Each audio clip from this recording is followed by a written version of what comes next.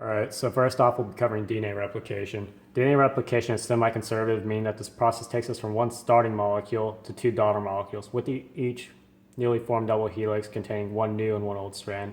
These old strands are referred to as template strands. So let's talk about the actual process now.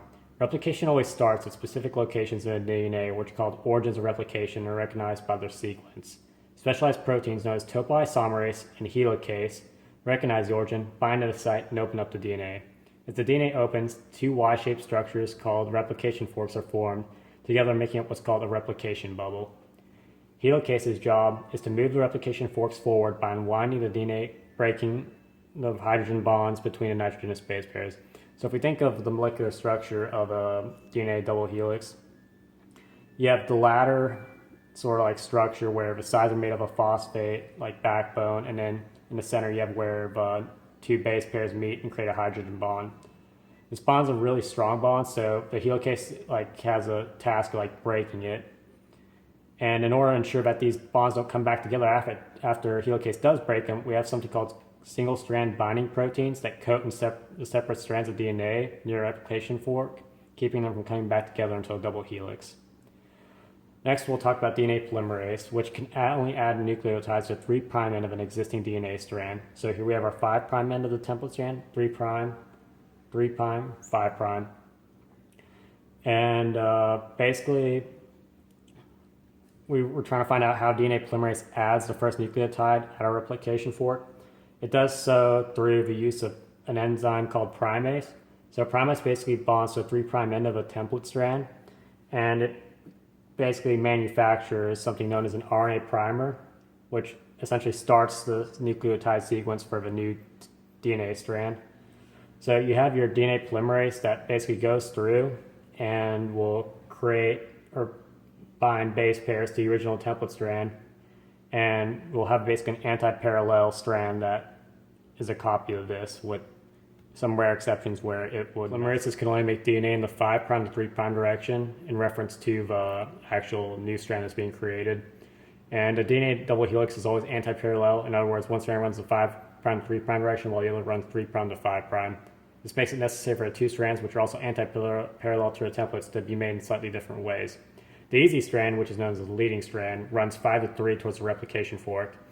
And basically it's made continuously because the DNA polymerase is moving in the same direction as the replication fork.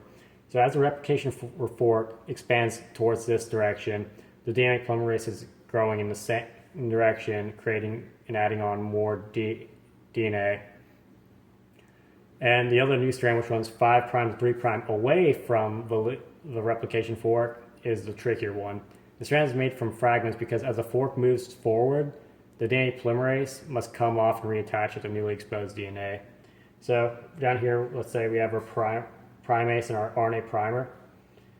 As this DNA polymerase runs along and creates new DNA, this is shifting over to the right. So eventually you're going to have this primase move back here and set up some new RNA primer, and thus bringing in more DNA. So essentially what this creates is a ton of fragments called Ozaki fragments, named after Japanese scientists who discovered them. And the leading strand can be extended from one primer alone, whereas the lagging strand needs a new primer for each of the short Ozaki fragments. Finally, there's a little cleanup work we want to do so that DNA doesn't contain any RNA or gaps. RNA primers are removed and replaced by DNA through activity of RNA polymerase 1, which is another type of RNA polymerase. Basically, any nicks that are remaining after primers are replaced are sealed by an enzyme known as DNA ligase. So when you remove all these RNA primers and when everything's said and done, you have to have DNA ligase come in and actually fill any gaps and make sure everything's good to go.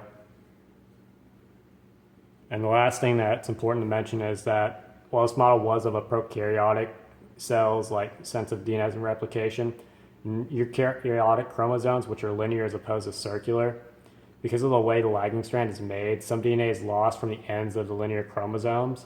So these are known as telomeres, and basically they don't really code for anything. They're just there. They're a sequence of adenines and thymines that basically are expendable in a sense in each round of replication, and over time these will wear down. and they do not get recreated in most humans because our telomerase enzyme is not activated past the sperm cell stage.